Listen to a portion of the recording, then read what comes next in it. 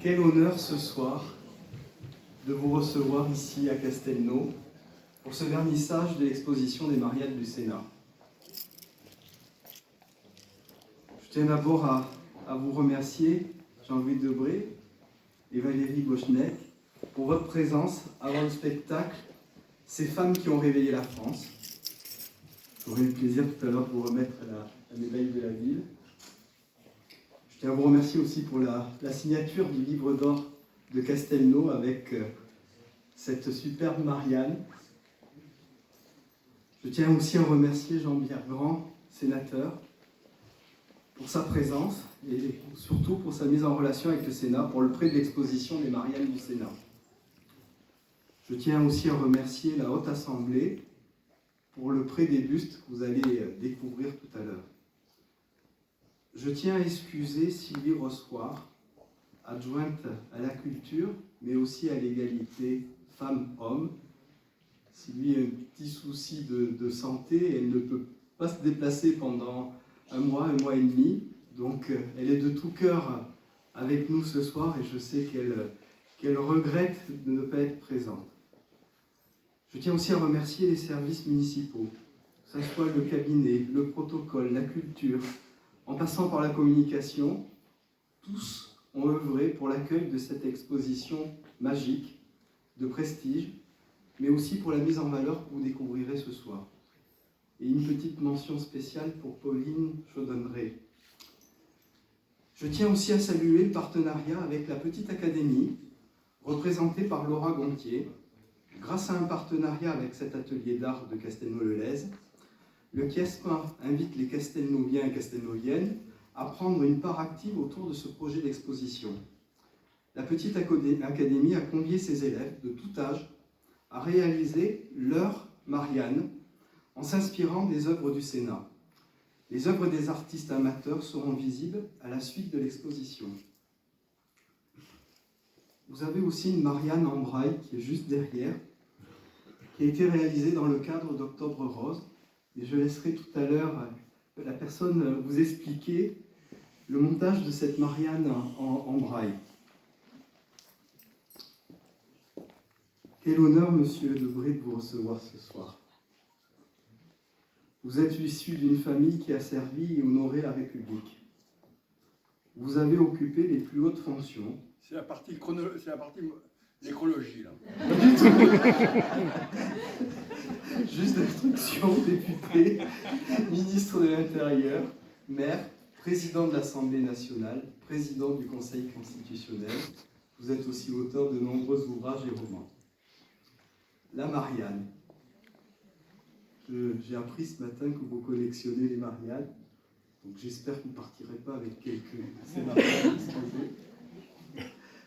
Symbole de la République depuis la Révolution française, et tout à l'heure je vous laisserai expliquer l'origine de Marianne.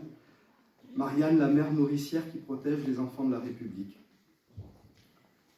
C'est aussi une femme comme symbole sur les documents officiels et aussi présente dans la vie quotidienne, comme sur les pièces ou les timbres, est un message clair et fort en faveur de l'égalité et du féminisme.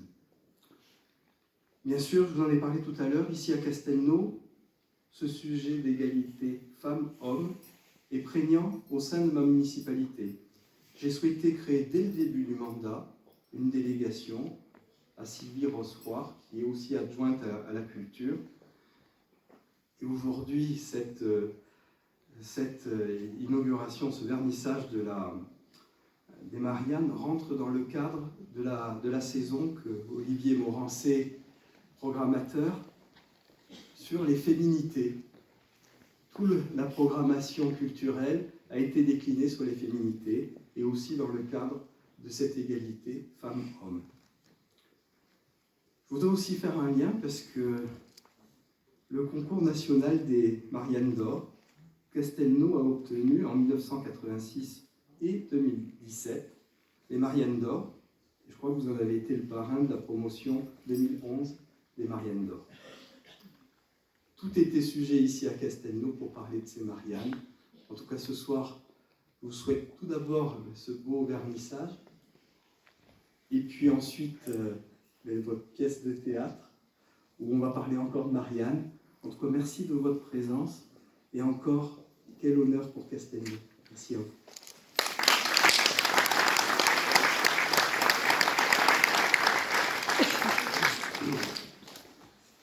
Je voudrais tout d'abord saluer l'initiative de Frédéric Lafforgue, qui a eu naturellement l'idée, de faire l'honneur que tu puisses venir te produire dans cette salle et devant les Castelnauviens, et puis naturellement souhaiter l'exposition des Mariannes. La surprise. Oui, non, mais c'est une très très belle surprise, mais c'est une surprise qui aujourd'hui a toute sa valeur symbolique. Parce que Marianne, c'est la République, Marianne, c'est le comportement, Marianne, c'est ce que tout à l'heure Jean-Louis Debré va vous expliquer. Pour moi aussi, c'est une retrouvaille avec cette Marianne avec qui j'ai vécu personnellement 35 ans dans ma vie. Ah, tu avoues enfin. Dans cette France aujourd'hui bousculée, où les grands principes de la République semblent parfois oubliés, je pense que cette initiative de la ville de Castelnau, de son conseil municipal, des artistes, toutes celles ou tous ceux qui concourent justement à faire vivre la ville de la meilleure façon, je pense que c'est judicieux. C'est judicieux parce que chaque Marianne a son histoire, c'est expliqué là-haut. Nous avons chacun, sinon nous ne serions pas là, de la République, une certaine idée. La présence de Jean-Louis Debré aujourd'hui, c'est pas neutre. C'est pas neutre. Parce qu'au-delà de la pièce de théâtre, au-delà de l'inauguration, il y a aussi la présence d'une personnalité de la République. Dont le père fut Premier ministre, tout le monde le sait, qui est le père de la Constitution. Il fut le père, bien sûr.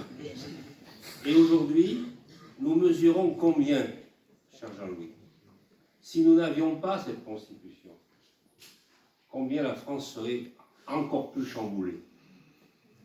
Voilà pourquoi, pour ma part, comme parlementaire, j'ai eu l'occasion, je vous le dis, de voir Jean-Louis Debré présider l'Assemblée nationale.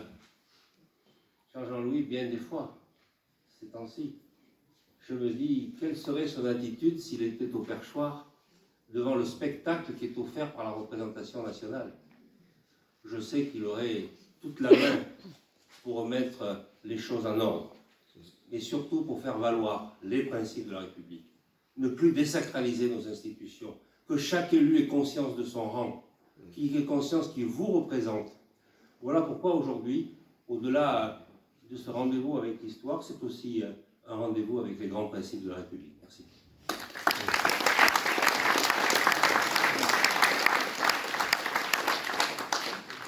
Monsieur le maire, cher Frédéric, monsieur le sénateur, cher Jean-Pierre, il y avait un philosophe qui s'appelait Ernest Renan. Et Renan disait, une nation, c'est un rêve d'avenir partagé.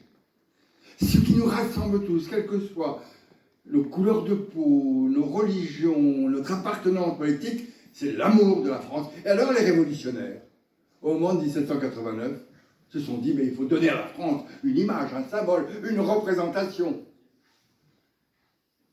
Pourquoi pas un homme? Ça représente la force.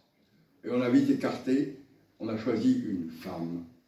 Une femme qui incarne la fécondité et l'avenir, la fécondité et l'avenir de la nation. Et cette femme, elle doit nous rassembler. Elle doit nous rassembler, quelles que soient nos religions, nos appartenances, nos préférences, nos idéologies. C'est là parce que Marianne, c'est le symbole de la République. Alors, quand on avait choisi une femme, on s'est dit un jour, mais il faut donner à cette femme un nom. On ne peut pas dire la République. Au moment de la Révolution, le peuple des révolutionnaires est très laïque. Ils ne veulent plus entendre cette interférence entre l'Église et le pouvoir politique. Ils veulent la séparation entre le pouvoir de l'Église et le pouvoir de l'État. Donc, pas de nom à trop forte connotation chrétienne. Mais le peuple de France est pénétré des valeurs chrétiennes. Et les deux prénoms les plus utilisés dans la chrétienté, c'est Marie et c'est Anne. Et ça devient Marianne, le symbole de la République. Alors Marianne va rassembler les républicains, mais progressivement, et à partir de 1848 et de la Seconde Révolution, on va mettre sous le buste de Marianne liberté, égalité, fraternité. C'est en 1848 que ces trois mots deviennent la devise officielle de la République. Et les républicains veulent que Marianne incarne cette liberté. Mais, disent-ils, il n'y a pas de liberté sans égalité. Et il n'y a pas de liberté, d'égalité, sans la fraternité. Et c'est cette nation incarnée par Marianne, cette nation qui doit être libre, qui doit être tournée vers l'égalité et qui va rechercher la fraternité ou la solidarité qu'incarne la République. Alors il est bien, et je suis très heureux aujourd'hui qu'il y ait des jeunes, parce que dans ce monde où on doute, dans ce monde où l'avenir est incertain, dans ce monde où les mots de guerre, d'affrontement réapparaissent, il est bon de ne pas oublier l'essentiel, la cohésion nationale, la solidarité nationale, la fraternité nationale autour de la République. Et c'est pour ça que cette exposition, elle est symbolique et pédagogique. Je souhaite beaucoup que les enfants viennent. Alors, si j'avais un peu de temps, je serais resté 8 jours pour faire le guide, tellement j'aime Marianne. Mais je sais que vous le ferez très bien. Faisons venir les enfants. Montrons la République sous le visage de Marianne. Montrons, comme l'a dit le parlementaire, que les élus de la nation sont les fils de Marianne. Et que ces élus, qu'ils soient, quelle que soit leur appartenance, doivent respecter leur mère, Marianne. Vive la République et vive la France.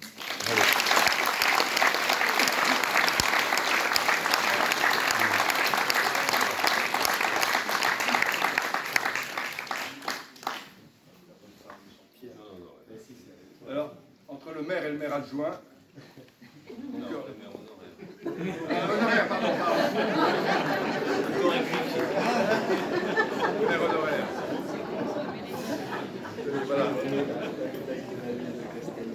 Vous pouvez, voilà. Merci et à tout à l'heure. Merci beaucoup. On va aller voir les Marianne. On va aller voir les Marianne. On va bien à l'école.